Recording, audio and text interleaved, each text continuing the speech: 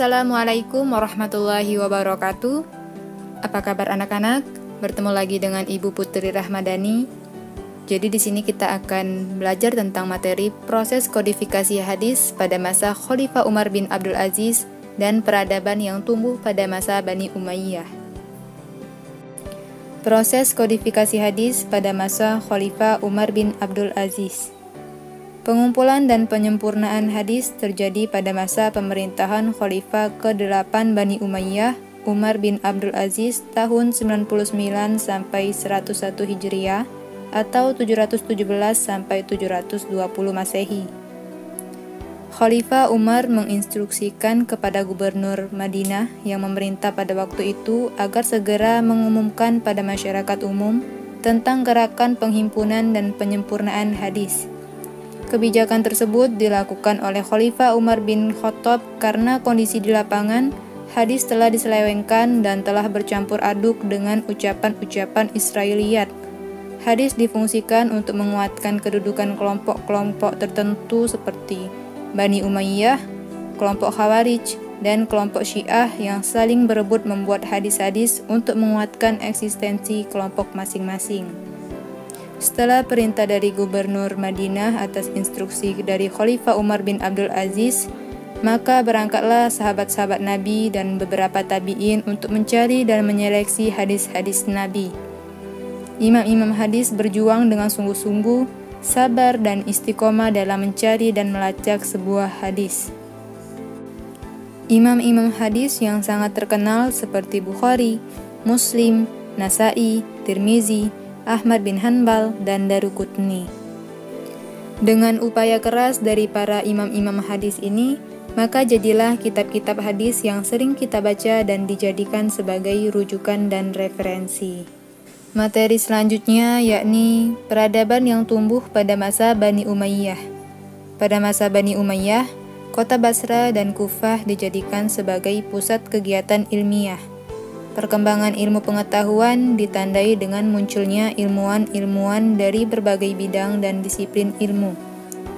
Khalid bin Yazid bin Muawiyah adalah orang pertama yang menerjemahkan buku tentang astronomi, kedokteran, dan kimia. Selain itu, Khalid bin Yazid juga terkenal sebagai penyair dan orator. Ilmu pengetahuan pada masa Bani Umayyah dibagi menjadi beberapa bidang, sebagai berikut: bidang pendidikan, yakni ilmu agama atau al-ulumul islamiyah, meliputi ilmu qiraah atau ilmu membaca Al-Quran. Adapun ilmu qiraat yang berkembang pada saat turunnya wahyu sampai Bani Umayyah, yakni qiraat saba, ilmu tafsir, ilmu hadis, ilmu nahwu dan shorof. Adapun ahli bahasa mengatakan bahwa bapaknya ilmu nahwu adalah Ali bin Abi Thalib. Selanjutnya, ilmu thorik. Selanjutnya, ilmu pengetahuan umum atau al-ulumud dakhiliyah.